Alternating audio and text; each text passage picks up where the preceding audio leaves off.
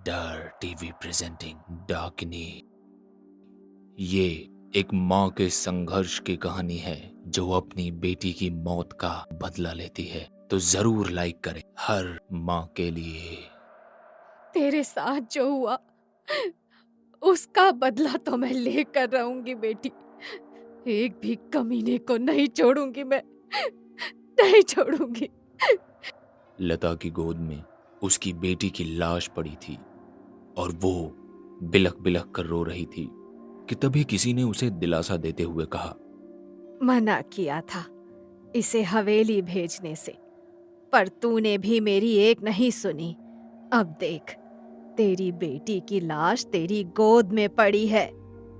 लता ने जब पीछे मुड़कर देखा तो गांव की डाकनी सुलोचना खड़ी थी, जिसे देख लता ने अपने आंसू पोंछते हुए कहा, मेरी मदद कीजिए, मुझे मेरी बेटी के कातिलों से बदला लेना है।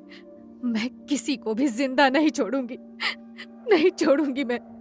लता की बात सुन डाकनी ने कहा, मुझसे क्या मदद मांगती है? तू उनको मार भी देगी तो भी अब तेरी बेटी तुझे वापस नहीं मिलेगी। पर मुझे तो सुकून मिलेगा। कम से कम मैं तो ऊपर जाकर अपनी बेटी से कह सकती हूँ कि मैंने उसकी मौत का बदला ले लिया। लता की आंखों में गुस्से की आग चमक रही थी, जिसे भांप डाकनी को उस पर दया आ गई और सबसे पहले उसने लता की बेटी की लाश को छुआ ताकि वो उसे उठाकर श्मशान घाट ले जाए और उसका अंतिम संस्कार करे। लेकिन जैसे ही डाकनी ने लता की बेटी को छुआ तो उसे कुछ अजीब महसूस हुआ था, जिसके बारे में सोचकर वो एक पल को रुक गई थी। क्या हुआ? लता के पूछने पर डाकनी ने कोई जवाब नहीं दिया और लाश को उठा चल दी। फिर अगले दिन से ही लता भी डाकनी सुलोचना की तरह एक डाकनी बनने के लिए घोर तपस्या करने लगी। वो आधी रात को कच्चा मांस लेकर श्मशान जाती, लाश पर बैठकर तपस्या करती, चिता की राख को अपने माथे पर लगाती। उसने हर वो काम किया, हर वो साधना करी जिससे वो एक डाकनी बन गई। डाकनी बनने के बाद वो सीधा हवेली जाने को हुई ही थी कि तभी डाकनी सुलोचना ने उसे रोकते हुए कहा, भले ही तू डाकनी बन गई है, लेकिन वो हवेली अघोरी भैरव की थी। वो हम जैसी डाकिनी को कैद कर काले जादू के लिए इस्तेमाल करता है। इसीलिए मैं भी साथ चलूंगी। मोना मेरे लिए भी बेटी जैसी ही थी। सुलोचना की बात सुनकर लता खुश थी और कुछ ही पलों बाद दोनों हवेली के सामने खड़े थे। फिर दोनों ने एक दूसरे का हाथ पकड़ा और कुछ मंत्र बुदबुदाने लगे, जिससे आसपास की सभी आत्माएं उन दोनों के बस में हो चुकी थी और अब लता और सुलोचना के पीछे सैकड़ों आत्माओं की फौज थी। दोनों गुस्से में हवेली के अंदर चल दिए। दोनों ने हवेली में कदम रखा ही था कि उड़ते हुए उनके सामने अघोरी भैरव और उसका बेटा आ गया था। आ गई तुम दोनों, मैं तुम दोनों का ही इंतजार कर रहा था। सुना है अपनी बेटी की मौत का बदला लेने आई हो मुझसे। जा बेटा, दिखा दे इन्हें भी अपनी शक्ति का नमूना। अघोरी भैरव की बात सुन उसका बेटा कुछ मंत्र बुदबुदाते हुए दोनों डाकनी की ओर चल दिया, जिससे डाकनी के पीछे खड़ी आत्माओं की फौज एक एक कर धुआं होने लगी। इससे पहले सुलोचना और लता कुछ कर पाती, अघोरी भैरव के बेटे ने दोनों डाकनी को गर्दन से पकड़ हवा में उड़ गया। वो हवा में ही दोनों को जान से मार रहा था। सुलोचना और लता भैरव के बेटे का मुंह नोचकर उससे आजाद होने की कोशिश कर रही थी। तभी लता ने छटपटाते हुए अपने पीछे से एक चाकू निकाला और उसे भैरव के छाती में गाड़ दिया, जिससे अब भैरव के बेटे की पकड़ कमजोर हुई और दोनों डाकिनी ने कुछ मंत्र पढ़ने शुरू कर दिए। देखते देखते भैरव के बेटे का जिस्म अकड़ने लगा। वो हवा में ही दर्द से तड़प रहा था, मानो जैसे अगर उसे किसी ने नहीं रोका तो वो अभी के अभी मर जाएगा।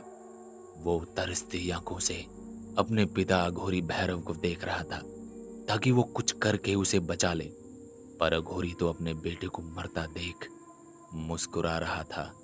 तभी सुलोचना डाकनी ने भैरव के बेटे के दोनों हाथ पकड़े और उसके जिस्म से उखाड़ फेंके, और फिर डाकनी लता ने उसका सीना चीर उसका कलेजा निकाल खाने लगी। दरअसल डाकनी को कलेजा खाने से शक्ति मिलती थी।